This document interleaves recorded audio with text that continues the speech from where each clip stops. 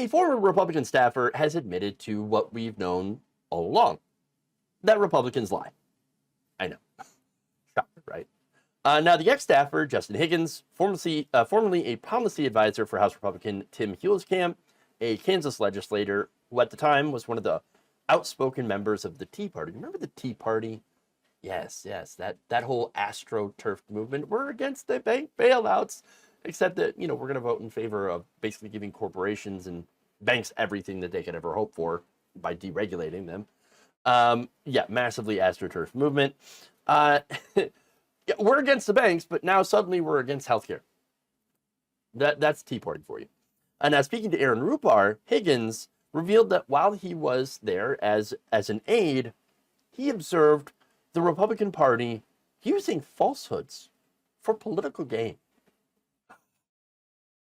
Oh, I am shocked and chagrined. Republicans lie for political gain? Say it ain't so. Again, not really that big of a revelation here. He also told Rupar, quote, that the conservative movement is built upon disseminating lies to the public. Yes, quote, you can basically make up your own reality in right-wing media. Oh my God, he admitted. Yeah, none of this is a shocker. We all knew this. It's just admitting it, what they've already known all along. What pretty much everybody except the Fox News viewers, or maybe they do, and they enjoyed being lied to, as we've seen, after the Dominion settlement, which again proved that Fox News, for example, the biggest right-wing media on the planet, admitted to lying, constantly lying and duping their audience. And their audience is like, we don't care, keep lying to us. In fact, we're mad that you're not lying to us, and we're going to go over to Newsmax, who lies to us even more, and even more brazenly. Amazing. But look, I know none of this is a shocker, but I think it is important to know how they were able to do it. Higgins cited instances where Republican staffers admitted to spreading misinformation on social media platforms, using, for example, Reddit, which would then be picked up by outlets like Fox News, Breitbart. Higgins stated that this strategy was not limited to politicians, but was also prevalent among Republican National Committee staffers, RNC staffers.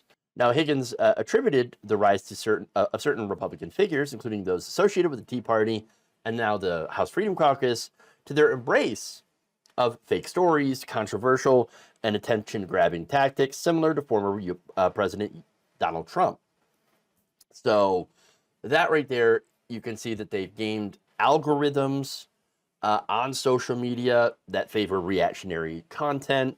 Again, all of that social media, Twitter, or what was Twitter, Rumble, YouTube, Facebook, etc. All of that, you have reactionary content on there, and it does extremely well. And again, it's because it's driven by algorithms. These algorithms really kind of favor this content that gets people angry. And when people get angry, they react to it, and there's fights, and all that engagement is, factored in to these algorithms, and they push out more and more controversial content.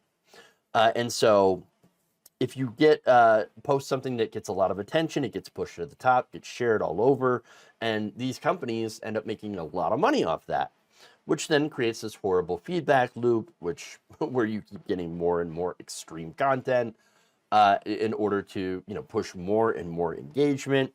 And the right wing, of course, capitalizes on it the most, because finally, oh, thank God, we can just keep lying. We can just put out the most outrageous lie, and that helps. And you know what? We can keep getting away with it with our own people, because they'll believe anything. They already believe that it'll trickle down. So I guess they can believe that, Obama and Hillary are sucking out adrenochrome from the children in order to stay youthful or something. I mean, it's ridiculous. But again, a lot of them believe it. Now, Higgins said something that I mostly agree with.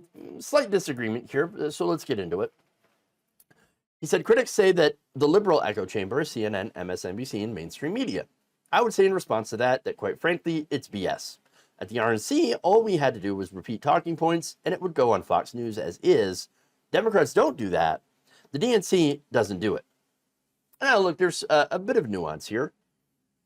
No, does mainstream media repeat Democratic talking points or DNC talking points? No, not necessarily. Not like Fox News does with the RNC. Now, what they do echo is establishment talking points. Ask anyone, for example, on MSNBC or CNN about Medicare for All. The immediate response you'll get when you ask them, hey, why don't we do a Medicare for All system? You'll hear, how are we going to pay for it? That's the first thing you will hear, guaranteed. Okay, but how are we going to pay for it? Now, the reason they ask this question, that has been answered numerous times, by the way, is because there is this establishment groupthink going on in Washington. That groupthink is heavily influenced by the amount of money spent in lobbying, which includes ads from pharmaceutical companies, health insurance industry, etc. These are very powerful players in politics and media in Washington. And so if you go there and, ask them about it, everybody's going to tell you just pretty much without even thinking about it. Well, it's just too expensive. We just can't possibly do Medicare for All. Despite numerous, again, studies, even from conservative think tanks, showing that, oops, it actually saves money. Now, another example, of course, is, hey, why can't we cut the defense budget? Why can't we reform the police? And, hey, turns out the Bernie bro narrative, not true. Not true at all. And so there's nuance here. And so, again, Fox News does verbatim RNC talking points that come from like the bowels of some of the worst places that you could imagine online. Outrageous lies. And they are orders of magnitude worse than what I described from mainstream media. To the point of where they threaten democracy.